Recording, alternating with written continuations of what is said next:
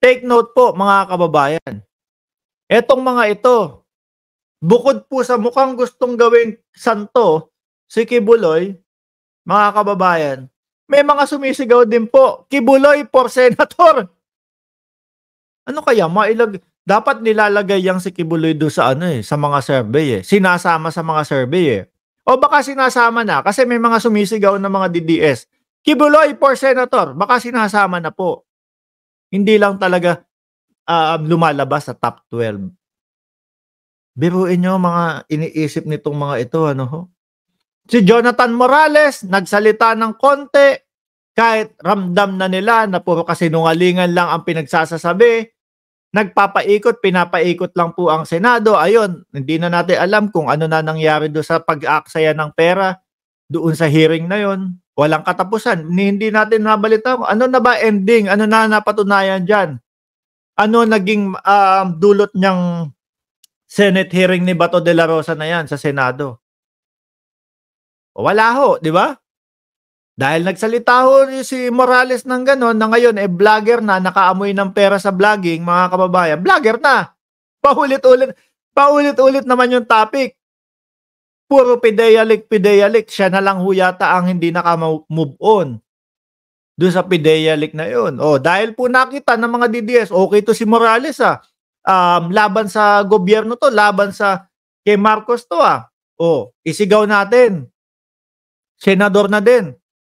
Jonathan Morales for Senator.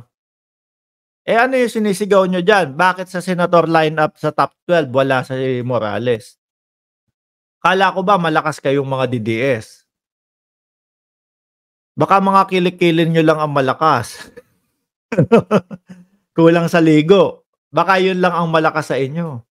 Kung sino na lang po ang maringgan nila, mga kababayan, na basta kukontra sa Pangulo, basta sisiraan ang Pangulo, ay gawin nating senador yan. Ay isigaw natin sa Senado yan. Pero hindi ho lumalabas. Miski yung dalawang Duterte ninyong magkapatid, hindi ho lumalabas sa top 12 senatorial survey. Ano po ibig sabihin nun? Wala na. Pahina na po ng pahina ang suporta ng mamamayang Pilipino. Patabang na po ng patabang ang panlasa ng Pilipino sa mga Duterte. Bakit po? Dito sa araw-araw, dito sa lagi nilang paninira sa Pangulo. Pati ho sa pagmamautog-mautog nila. Tapos makikita mo pa, malalaman mo pa, yung mga senador na mga nakapasok bilang Senado, sa Senado, yung mga senador nila na nakapasok sa pagka-senador, dahil lang po sa pangalang Rodrigo Duterte. Ngayon, ano po pinagagagawa sa Senado? Pideyalik na walang kakwenta-kwenta, sayang ang pera ng taong bayan. Si Robin Padilla, mismong sarili niyang pagsasalita, kinokontra niya. Okay daw sa kanya yung 3 Duterte sa Senado, tapos ang pinasang bill anti-dynasty bill. Di ba magkataliwaso? Sabi ko sa isip-isip ko noon yung kay Robin Padilla, hindi kaya pinagawa lang ni Binoy ito kaya hindi niya alam kung ano yung nakapaloob doon sa bill na kanyang ipinapasa, na gusto niyang ipasa o gusto niyang ipapalagdaan. Di ba?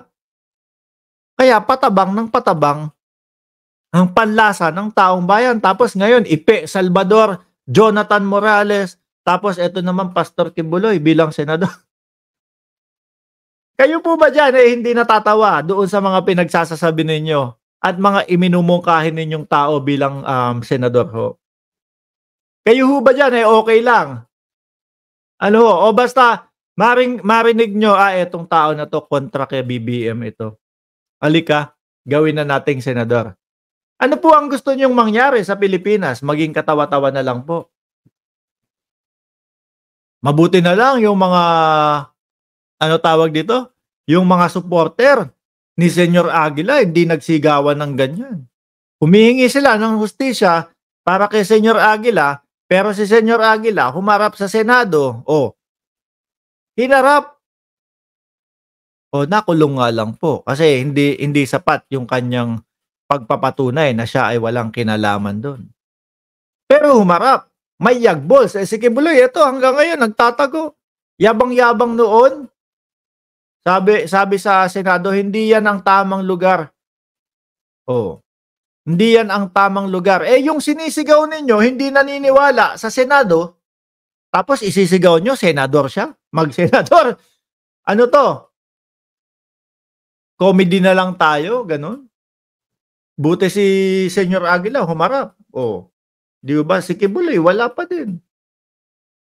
Buti yung mga supporter ni Senyor Aguila, hindi ho nagsigawan ng Jaren o Senyor Aguila para sa Senado. Kayo dyan, mabanggit lang o marinig nyo lang.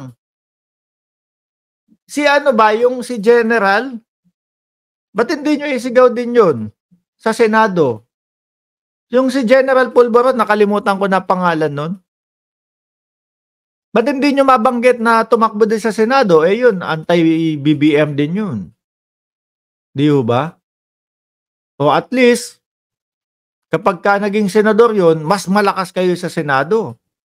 Madami ng kakampi, si Robin Padilla. Mababawasan yata kasi yung kakampi niya. Si Bongo mukhang malabong makapasok. Si Bato de la Rosa, medyo lumabo ding makapasok dahil doon sa PIDEA leak niya. At least meron kayong mga bagong muka na pagtatawanan ng sambayan ng Pilipino. Jonathan Morales, Kibuloy, eto pinapasok nyo sa Senado, Kibuloy. Sama nyo na din yung si ano pangalan nun? Si General Pulveron, si Macanyas.